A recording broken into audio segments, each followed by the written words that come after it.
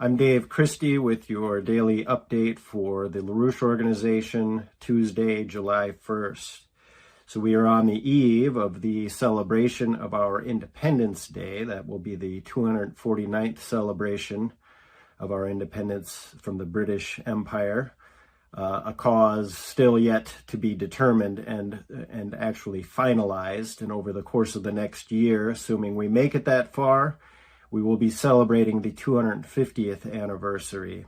Now, just as Benjamin Franklin mobilized, not only within the United States to recruit the intellectual leadership of the American Revolution, he was involved in recruiting nations around the world, in Europe, Russia. There was many nations who wanted to end the era of the colonial system of the British East India Company and the Dutch East India Company and the oligarchical system in general. And that is how we are going to accomplish this American Revolution again. So following Friday's celebration here in the United States, we will see the beginning of the BRICS conference starting on Sunday, July 6th, and going on into Monday.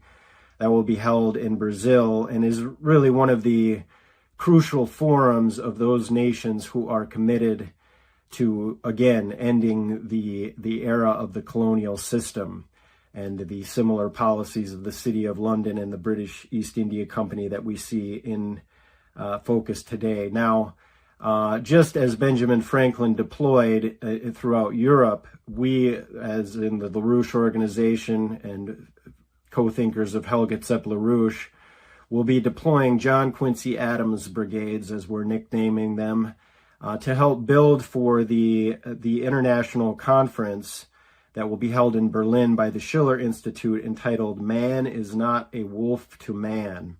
That's, of course, a reference to Thomas Hobbes, one of the key advocates of the British philosophical system that has created a bestialized worldview that has been at the core of solidifying the British imperial control.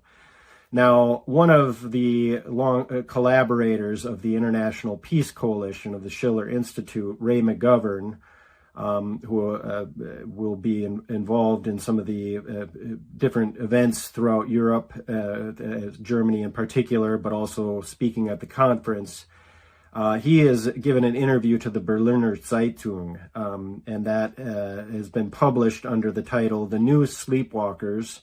Are we arming ourselves into a world war? Ex-CIA expert speaks of fear for Germany." Now, that is apparently going viral and is important that Ray McGovern would be making that kind of intervention given some of the dangers that are occurring, including discussions of Germany getting nuclear weapons. I'll come to that in a minute. But again, coming back to this question of the international conspiracy to once again bring down the British Empire, we have to note that the Chinese foreign minister Wang Yi, and of course China's role in the BRICS dynamic, he is on a tour where he will meet with the EU foreign chief Kaja Kallas, the German foreign minister, the French foreign minister. There will be the 13th round of China-EU high-level strategic dialogue. Germany will see the 8th round of the China-Germany strategic dialogue, and so on and so forth. But clearly the Chinese are probably seeing what there is of sanity within Europe. But leading into that event, there was the China-EU Human Rights Symposium in Madrid, to which, this was on June 29th, and to which to the conference, Helga Zepp LaRouche gave a presentation entitled "What Constitutes a Beautiful Soul?" The topic that she took up was the development of artificial intelligence and the value of human subjectivity. Now, she took up obviously the question of artificial intelligence, which, has its uses for reducing repetitive behavior, menial tasks, and jobs in general, and has, uses in farming and other agriculture and other industries and so forth. So we know that there is obviously a good use of it, but we certainly see what it is doing on the other side. Now, what she says in this presentation, again, to this sort of precursor to the BRICS, or the lead into the EU meetings with China and so forth, and that being a precursor to the BRICS events. But what she says in her presentations is, human beings are distinguished from all other living creatures by their creative reason, which enables them to again and again discover axiomatic revolutionary improvements in the knowledge about the physical principles which govern our universe. The human mind is the faculty in which the creative hypothesis formation occurs. And that's her statement to basically say that for those that, in fact, she says, so the often asked question, if AI will ever surpass human creativity, can be clearly answered negatively. So I think that's an important statement given the role of AI and the whole question of its future and so forth. Is an important just to assert that human creativity AI will never be able to surpass human creativity. But the context in which he raised it was some of the alarming reports that we see coming out, one of whom initially came from the former British diplomat and intelligence involved in UK intelligence, Alistair Crooke, who had raised the issue of whether Palantir's predictive policing program, a program called Mosaic, was actually used by the IAEA leading up into and sort of as part of the justification for the Israeli aggressive warfare against Iran. This is a counterterrorism operation that's been used against many nations, but certainly has been used against Hamas inside of Gaza.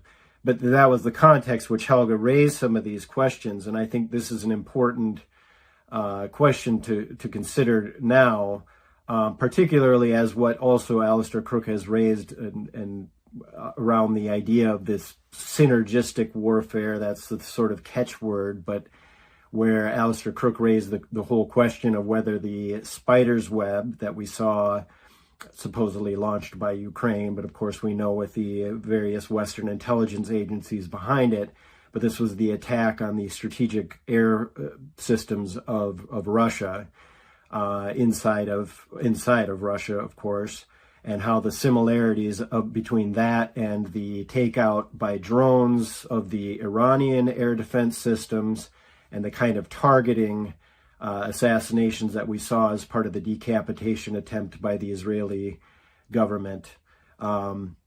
Similarly, also that we did see the case of the targeting of Putin's helicopter prior to the spider's web operation. Anyway, you get the point that this is a dangerous situation, and of course the cyber is certainly a part of that, from the surveillance systems as well as for the so-called narrative control. But there's a new article entitled Palantir's Shadow War on Iran. This is published by the independent journalist Kit Klarenberg, who also makes the case on this Mosaic AI platform being used by the International Atomic Energy Agency. This apparently is, there was the release of sensitive Israeli documents by Iran's intelligence ministry, which goes on to lead Klarenberg to write, these files indicate the IAEA previously provided Israeli intelligence with the names of several Iranian nuclear scientists who were subsequently assassinated. Additionally, current association chief Rafael Grossi enjoys a close, long-running, clandestine relationship with Israeli officials. Subsequent disclosures could expose the IAEA's dark alliance with Palantir. So obviously these are questions that are still open, but I think it should be just clear that this idea of the predictive policing software that is used in counterterrorism operation. These are the same type of cyber platforms that have been used by U.S. intelligence agencies, CIA.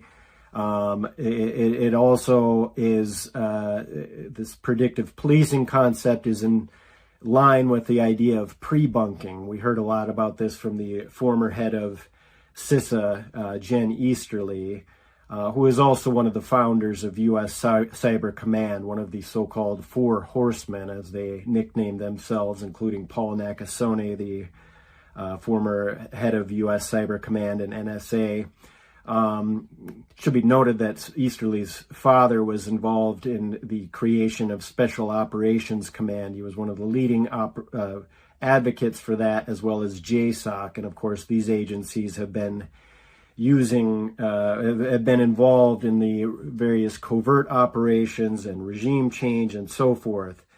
Now, on the regime change, the former son of the Shah, Reza Pahlavi, is in the UK, apparently set to speak in front of the UK Parliament, briefing the UK Parliament on the ongoing situation in Iran and his plan for the collapse of the current regime and for a stable transition to a secular democracy. So this is, of course, the British wet dream of the end of the Iranian regime and puppet governments being established in Iran. Should also be noted the Russians are warning of a similar color revolution inside of inside of Serbia. So these are the kind of tensions that exist right now, and I think, as I mentioned earlier, the importance of the John Quincy Adams Brigade, the relevance of Ray McGovern speaking to inside of Germany. It should be noted that there's been a whole call by the inside of Germany about getting nuclear weapons there. The current parliamentary leader of the CDU-CSU faction, Jens Spahn, in an interview with Welt am Sonntag, said Europe must become capable of deterrence. We need to talk about German or European participation in the nuclear arsenals of France and Great Britain, and possibly also about our own participation with other European states. He was outdone by the AfD defense speaker, who basically said a German nuclear weapons program is therefore the logical consequence, given that there won't be participation in the French or British system. So these are the dangerous, resulting from the collapse of the present system. Also, the Estonians are talking about hosting F-35 fighter jets. That's in line with what the British have already done, which of course are nuclear capable, not something the Russians are going to take lightly.